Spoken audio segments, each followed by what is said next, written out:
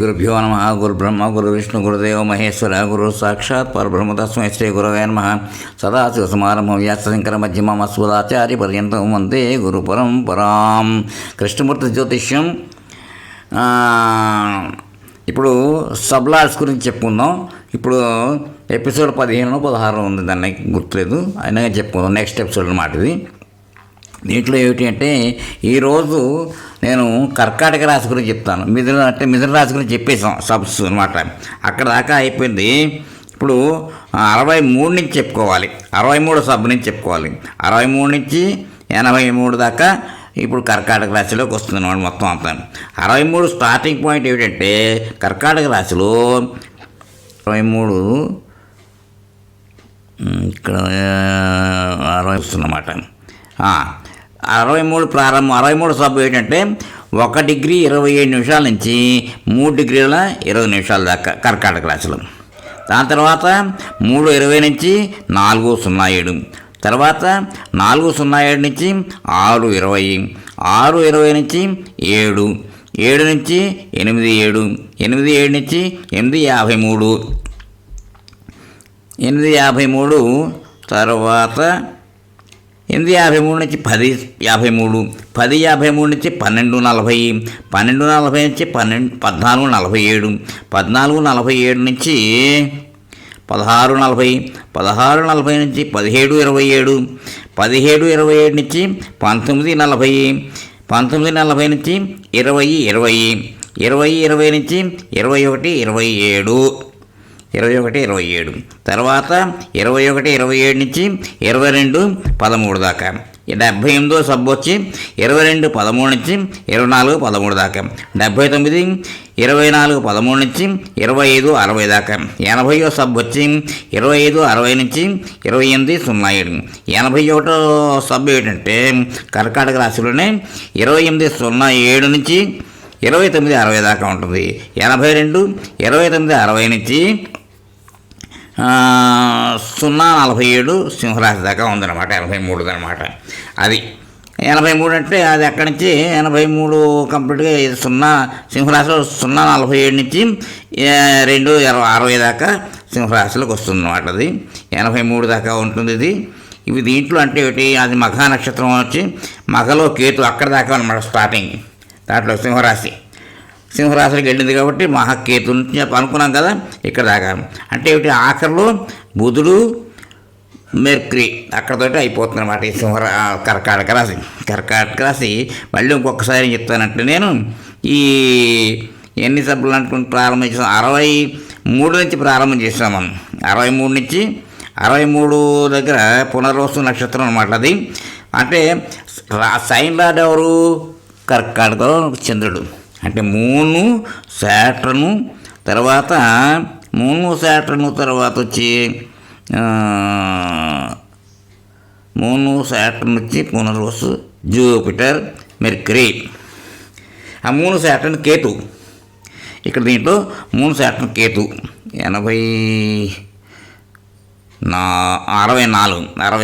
64 అంటే 64 దాకా. 63కి అయితే జూపిటరు మెర్క్యూరీతో అయిపోతుందన్నమాట అది. ఇప్పుడు శాటర్న్ కేతు వచ్చిందనమాట. తర్వాత మళ్ళీ నక్షత్రం ఏంటంటే Saturn Venus, Saturn Sun, Saturn Moon, Saturn Mars, Saturn Rahu, Saturn Jupiter, Saturn Mercury ఇక్కడతోటి అయిపోతుంది. మళ్ళీ తర్వాత మెర్క్యూరీ దాంట్లో Mercury star Ketu sub, Mercury star Venus sub, Mercury star Sun sub, Mercury star Moon sub, Mercury star Mars sub, Mercury star Rahu sub, Mercury star Jupiter sub, Mercury star Saturn sub, Mercury star Mercury sub. ఇప్పుడు కేతు ఇక్కడ దాంట్లోకి ఏంటవుతుంది, సింహరాశిలో వస్తాం అన్నమాట మనం. అంటే ఏమిటి, mercury తోటి ఆఖరి అయిపోతుంది అనమాట. అంటే ఏమిటి, దీంట్లో వచ్చి రాశుల్లో కర్కాటక రాశిలో వచ్చిన నక్షత్రాలు ఏమిటి అంటే పునర్వసు 4వ పాదం ఏమండి, తర్వాత పుష్యమి 4 పాదాలు, ఆశ్లేష 4 పాదాలు, అంటే 9 పాదాలు వచ్చిందనమాట. అది ఇన్ క్యాన్సర్. ఇప్పుడు మళ్ళీ ఇంగ్లీష్లో కొంచెం చెప్తాను అందరు కూడా చూసాను. Cancer Punarvasu star one one one పాదం. And next Pushyami 4 stars, Pushyami 1 star 4 పాదాస్. Again Ashlesha star 4 పాదాస్.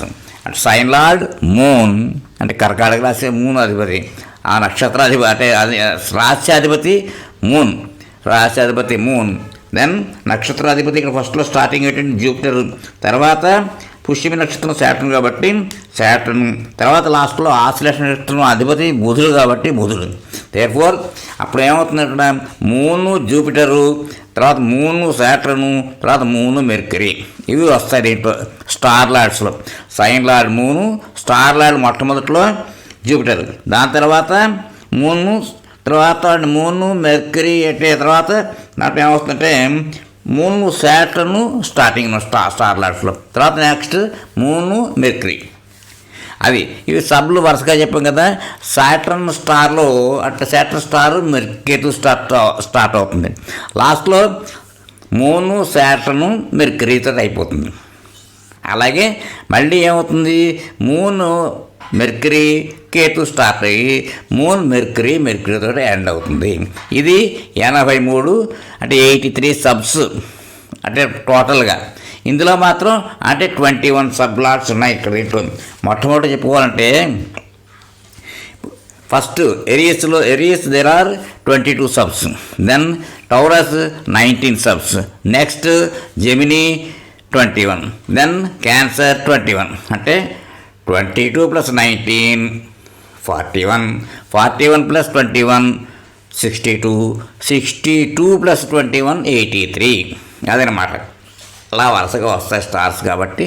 అంటే 83 సబ్బులు 120 degrees. అంటే ప్రతి ఈచ్ సైన్ మనకి ఎందుకంటే 30 degrees ఉన్నా కానీ కూడా సబ్స్ మాత్రం ఈక్వల్గా డివిజన్ కావు. ఎందుకు? వై? ఇక్కడతో 1 సైకిల్ అయింది 1 2 3 4, దెన్ 1 2 3 4 1 2 3 4 అంటే 1 2. ఇప్పుడు 1 2 అంటే మేషం, వృషభం, మిథునం, కర్కాటకం, ఇది 1 సైకిల్ ఫస్ట్ సైకిల్. దెన్ సింహం, కన్య, తుల, వృశ్చికం సెకండ్, ధనస్సు, మకరం, కుంభం, మీనం 4 లాస్ట్ సైకిల్. ఇవన్నీ కూడా ఇంచుమించుగా అలాగే 83 83 83 అంటే 3 × 83 = 249 సబ్స్ అనమాట. ఇలా గుర్తుపెట్టుకోవాలి మనం. ఇప్పుడు మళ్ళీ కూడా సింహరాశిలో కూడా మళ్ళీ మేషరాశిలో స్టార్ట్ అయినట్టుగానే అదే రకంగా వస్తాయి సబ్బులు, అదే రకంగా వస్తుంది మనకి. సో ఈ సైకిల్ ఇలా కంటిన్యూ అయిపోతుంది వరుసగా. There is no alteration. అట్లా ఇలాగే వస్తుందన్నమాట. అక్కడ 22 19 21 21, మళ్ళీ అగైన్ 22 19 21 21. ఇది సబ్స్లో వస్తాయన్నమాట. సేమ్ ఇదే ఆర్డర్లో వస్తుంది. ఆ డిగ్రీస్ కూడా మనం చెప్పుకున్న దాంట్లో ఫస్ట్లో ఎలా చెప్పుకున్నాం, మేషరాశి ఏ రకంగా చెప్పుకున్నాము, సింహరాశిలో అదే వస్తుంది, ధనురాశిలో అలాగే వస్తుంది.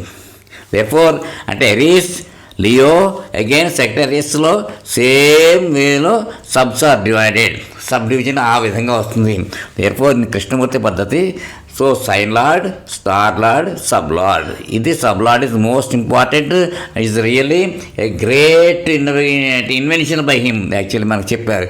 అంటే మన వాళ్ళు చెప్తూ ఉంటారు అన్నీ ఉన్నాయండి, దాని ప్రకారంగా అన్నీ సరిపోయింది అని ఏదో చెప్తూ ఉంటారు. కానీ మనకి ఏంటంటే ఆ ఇంటర్ప్రిటేషన్ దాన్ని క్లియర్గా చక్కగా ఇంగ్లీష్లో చెప్పినట్టుగా మన వాళ్ళు చెప్పింది ఎవరికి అర్థం కాదు. ఎన్ని చెప్పులు ఎన్నెన్నో వేస్తారు, 64 గళ్ళు వేస్తారు, 64 రకాల చక్రాలు వేస్తారు, కానీ ఉపయోగాలు ఏముంటాయి దాంట్లో? ఉపయోగాలు ఏముంటుంది? చెప్పింది కరెక్ట్ అవ్వాలి. కాబట్టి ఈ సబ్లాడ్ ఈజ్ మోస్ట్ ఇంపార్టెంట్. ఆయన చెప్పిన దాని ప్రకారంగా దీన్ని బాగా తెలుసుకోగలిగితే మనం క్లియర్ కట్గా తెలుస్తుంది. అంటే ఎందుకు వస్తుంది సబ్లాడు? Why this blood is most important అంటే any matter you ask any question that actually the solution is for only when you can give a very good reply for that is only sublard, based on sublard. What the sublard signifies only gives the clue. And this particular cusp of sublard is most important. That says only the answer for the question is yes or no. That's all, nothing else. So this sublard speaks only yes or no of any matter. అంటే తన గురించి చెప్పుకున్నప్పుడు first భావం, డబ్బు దాని గురించి మాట్లాడుకుంటే second భావం, money etcetera second భావం, brothers etcetera third, then land etc. mother etc. fourth, then speculation fifth, like that disease sixth, seventh vivaham actually marriage, eighth difficulties, ninth actually untold adrishtam actually father also, at then 10th actually profession, 11th is good to ultimate labham or labhasthanam, then the 12th is vyam or వ్యయస్థానం actually expenditure. So ఈ this I will tell you later. ఈ రకంగా ఉంది కాబట్టి దీనికి అంతా నేను పూర్తిగా వివరిస్తూ ఉంటాను ఒక్కొక్కటిను. ఇక్కడతోటి ఒక ఫస్ట్ పార్ట్లో ఒక ఫస్ట్ సైకిల్ చెప్పాను. నెక్స్ట్ క్లాస్లో నెక్స్ట్ సింహం రాశిని కూడా చెప్పుకుంటూ వెళ్దాం ఒకసారి. ఇక్కడతోటి ఎపిసోడ్కి విరామిద్దాం. స్వస్తి.